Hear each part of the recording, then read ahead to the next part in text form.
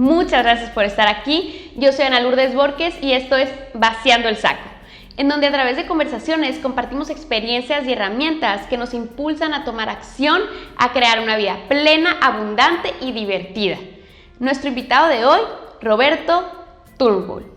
Roberto nació en la Ciudad de México en 1959. Reconocido como uno de los mejores artistas contemporáneos de México, Roberto es escultor, grabador, dibujante y pintor. Su formación académica la comenzó a la edad de 18 años en la Escuela de Pintura, Escultura y Grabado, La Esmeralda. Su primera exposición individual tuvo lugar en 1983 en la Universidad Nacional Autónoma de México. Desde entonces le han dedicado exposiciones en el Museo de Arte Carrillo Gil, Sala de Arte Público Siquieros, Museo de Arte Moderno, Museo Nacional de la Estampa y en galerías como la OMR, Galería Calo Coronel, Galería A Negra, Galería de Arte Contemporáneo, Galería Nina Menocal, Galería Florencia Riestra y en el interior de la República en el Museo de Arte Contemporáneo de Oaxaca, Museo de las Artes de la Universidad de Guadalajara, Universidad de Guanajuato, Exconvento del Carmen y Galería Manolo Rivero en Mérida. Galería Carlos Ashida, Galería Jorge Álvarez en Guadalajara, Jalisco, Drexler Galería en Monterrey y en el extranjero en la Howard Court Gallery en Nueva York. Es para mí un honor compartir esta conversación. La entrevista de Roberto fue la primera que grabé para esta temporada y antes de hacer la entrevista lo acompañé a mi balcón a que se fumara un cigarro y le platicaba inquietudes y dudas que tenía yo sobre cómo llevar el podcast y me dijo, tú enfócate en hacer lo tuyo, hacerlo de calidad y lo demás sale. Y su consejo tuvo mucho impacto en mí porque muchas veces queremos controlar factores externos y eso nos hace sentirnos inseguros, causa ansiedad y miedo y nos desenfoca de lo más importante, que es el valor de lo que vamos a crear y traer a este mundo. En nuestra conversación platicamos más de esto y otras experiencias y herramientas importantes. Roberto Turnbull. Hola Roberto, muchísimas gracias por estar aquí. Hola Ana Lourdes. Se lo agradezco mucho.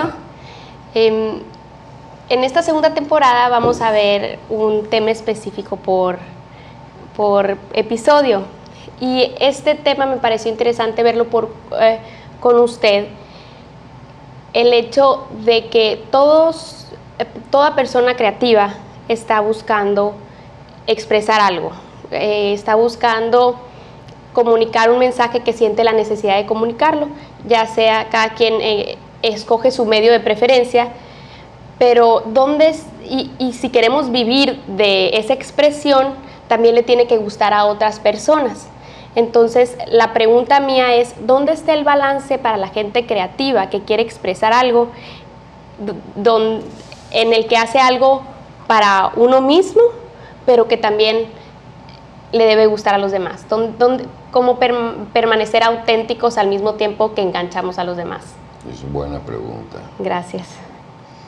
Y es un conflicto también, porque justamente está este asunto de o me complazco a mí o complazco a los demás o qué quiero hacer o, en fin, en muy corto término. Los artistas y en general y en particular los pintores, pues queremos vender para vivir de lo que hacemos y a veces es muy difícil o casi imposible complacer o pensar en que voy a hacer algo para vender, ¿sí? Porque ¿de qué depende? Me apego a una moda, me apego al estilo de otro, me apego a, ¿sí?, lo que ves en el aparador. Entonces, tienes que ir cancelando eso. Si quieres jugar tu apuesta, tienes que ir cancelando ese tipo de decisiones.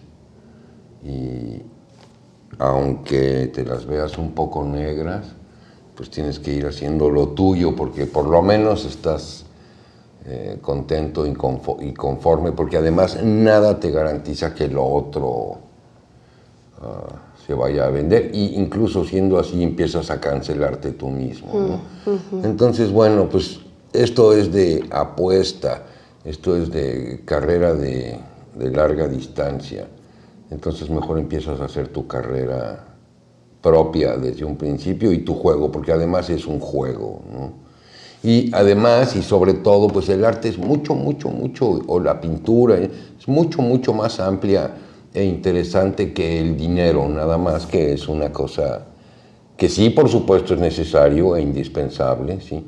Pero la pintura es mucho más que eso.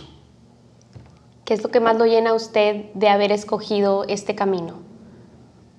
Haberla escogido me llena llegar a mi changarro, a mi taller y poder trabajar mis pinturas, empezar de cero, agarrar una a la mitad y de vez en cuando que me guste una de mis pinturas. Eso, sí. Y saber que tengo esta posibilidad de jugar y inventar o reinventar. Entonces usted recomendaría enfocarnos en lo nuestro, si estamos buscando hacer una expresión creativa, enfocarnos en lo nuestro y esperar que la demás gente... Pues es que no hay de otra, porque ¿en qué otra? Lo demás no depende de ti. Entonces mejor encárgate de lo que depende de ti, nada más. Lo demás es azaroso. Me llamó la atención eso que dijo al tratar de complacer a los demás nos vamos perdiendo a nosotros Así mismos. es. Porque no hay manera de ser auténtico si el enfoque está hacia afuera. Así es. Tienes que buscar adentro de ti para ver. Ya de por sí ese es un proceso, o ese es el proceso pesado, difícil, interesante, valioso, ¿no? Pues por eso es que también yo creo que hay sobreabundancia de pintores, pero no de artistas. ¿Cuál es la diferencia entre pintor y artista? Pintor artesano, pintor que reproduce, pintor que copia, pintor que... ¿sí? A pintores que realmente se sumergen en una tradición y en una búsqueda y en una investigación y que quiere más que nada buscar algo para sí mismo. A veces es una búsqueda imposible, se persigue algo que a lo mejor no vamos a encontrar nunca.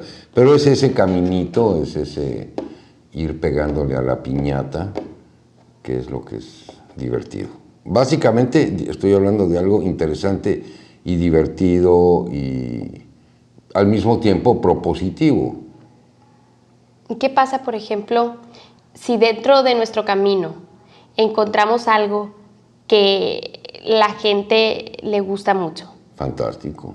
Y luego si la gente lo sigue queriendo eso y eso y eso. Fantástico, sí, hasta donde estés dispuesto a seguirlo haciendo. Si nosotros ya no sentimos una conexión con seguir expresando eso, pero las personas, ¿usted qué? Tienes que escoger, todos los días tienes que escoger.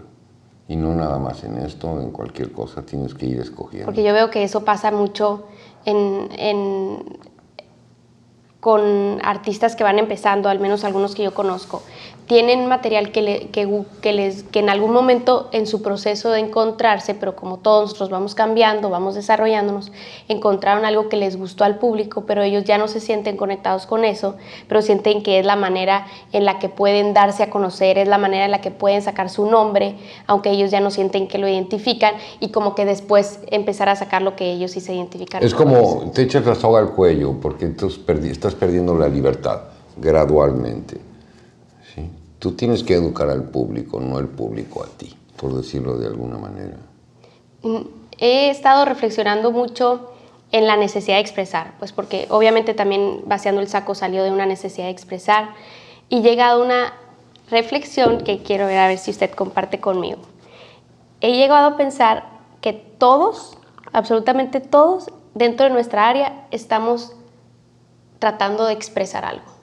Todos somos creativos, también, de alguna manera. O tenemos que tener la oportunidad, o darnos la oportunidad de ser creativos, de mil maneras. Si no, la pintura es solamente una... ¿Y qué tanto siente que tenemos la responsabilidad de expresar lo que sentimos ganas de expresar? Me refiero a otra reflexión que he tenido mucho últimamente, es lo beneficiados que nos hemos visto las generaciones actuales por las expresiones del pasado. Yo me pongo a ver la vida tan diferente que vivo yo ahorita como mujer, que tengo la oportunidad de vivir como mujer, que mi bisabuela, por ejemplo. Y que las dos que es algo tan rápido y que estamos viviendo las dos vivas en este mismo momento, más sin embargo ella tuvo una vida completamente diferente, mucho menos libre, y no por ella su personalidad, todo a su alrededor no lo permitía. Y ahora, gracias a tantas mujeres que se expresaron, gracias a tantas mujeres que dijeron lo que no les parecía, pues, vaya, pura expresión durante todas esas generaciones. Entonces, ¿qué tanta responsabilidad tenemos de seguir esa necesidad de expresión en el ámbito que sea? ¿Qué piensa usted? Que es completamente cierto, tienes la responsabilidad de continuar manifestando tu intención de ser libre como mujer. Así como lo hizo tu bisabuela a su manera, o tu abuela, tu mamá, porque tuvo que haber ese proceso para que lleguemos a este punto en donde las mujeres tienen un poquito más de voz, un poquito voto, en fin, ¿no? Pero todavía la situación no es igual. Y muchas veces nos ponemos a pensar, en realidad a veces pensamos, pues no voy a hacer ninguna diferencia, ¿para qué digo? Pero, ¿qué si hubieran pensado eso todas las personas que hicieron antes? Y a veces parece que no hacemos una diferencia. Por ejemplo, me pongo a pensar en las marchas y ese tipo de cosas, la cantidad de gente que se necesita, y uno puede pasar por la vida pensando que soy una persona, no voy a hacer nada de diferencia, pero pues ya hemos visto que sí, y solamente por expresar. ¿Qué tanto cree que el artista está tratando de lograr algo de ese tipo de impacto del que estamos hablando? ¿Y qué tanto cree que el artista está logrando cierto posicionamiento como artista? Van de la mano, ¿no? Yo creo que el impacto y el posicionamiento van juntos. Pero el porqué es diferente, ¿no? El porqué de las acciones diarias. Es decir, si yo soy artista porque me quiero expresar y siento una responsabilidad de traer esto al mundo, el impacto me va a ayudar a cumplir ese objetivo. Pero si estoy haciendo mis acciones del día de hoy para buscar cierto posicionamiento... El posicionamiento tiene que ser solamente consecuencia, yo creo. Hermoso. ¿Está bien? Me encantó. Sí. Me encantó. Me lo voy a repetir, yo creo. El posicionamiento tiene que ser solamente consecuencia. Excelente. Y vital para poder mantenerse su verdad y para mantener conectado. ¿Qué le diría usted a un joven artista que le da miedo a tomar este camino porque piensa que no va a ganar un sustento? ¿Qué le diría a usted? Pues que está bien, el miedo también ayuda. Está bien tener miedo. Y hay que ser precavido, pero hay que ir apostando por lo que uno quiere. Las cosas también han cambiado mucho y también hay que ser versátiles. Y ahora el artista ya no es tan de estudio como antes. Yo creo que ahora los nuevos artistas, los jóvenes, tienen mucho más recursos y muchas más tablas para ser mucho más actuales y contemporáneos y producir de maneras más rápidas y interactivas también, ¿no? Entre diferentes disciplinas. Yo soy un pintor de la vieja escuela, pero ahora hay muchas posibilidades. Usted ahorita que dice soy un pintor de la vieja escuela, ¿cómo ha ido cambiando el mensaje? Que nos pudiera compartir algunos de las experiencias que le han llamado especialmente la atención a usted durante el paso del tiempo en el ámbito artístico. Híjole, ha cambiado mucho para bien, se ha diversificado, la intención ha cambiado también. En algún momento en México hicieron falta pintores y artistas que nos reafirmaran como individuos y como nación y con identidad y eso. Hoy en día ya no hace falta eso y entonces hemos pasado por otros procesos y estamos pues en igualdad de circunstancias, se puede decir, con el resto del mundo, ¿no? En cuanto a posibilidades de expresión. De hecho, y usted, corrígeme si no es así, el posicionamiento del artista mexicano contemporáneo es como sumamente nunca, alto, ¿no? sí, Dentro del mundo. Como nunca había habido, yo creo, sí. Y eso abre inmensamente las puertas para los jóvenes artísticos, creo. Claro, sí, sí. También es trabajo, involucra muchas cosas, todo ese posicionamiento de muchos artistas mexicanos, jóvenes o no tan jóvenes, que son muy buenos la mayoría.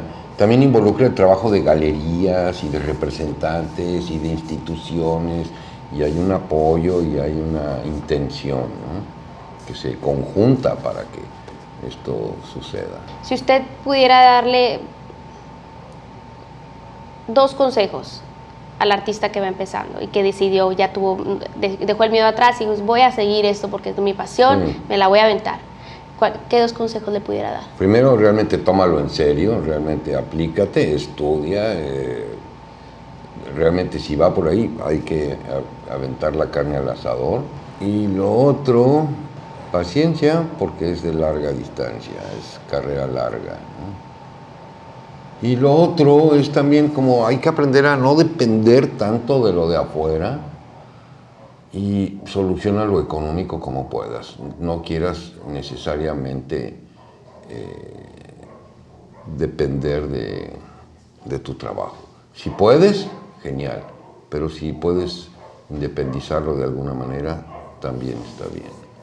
Y no significa que no porque esté buscando un apoyo económico, no significa que por eso hay permiso de tomar menos en serio esto que se escogió.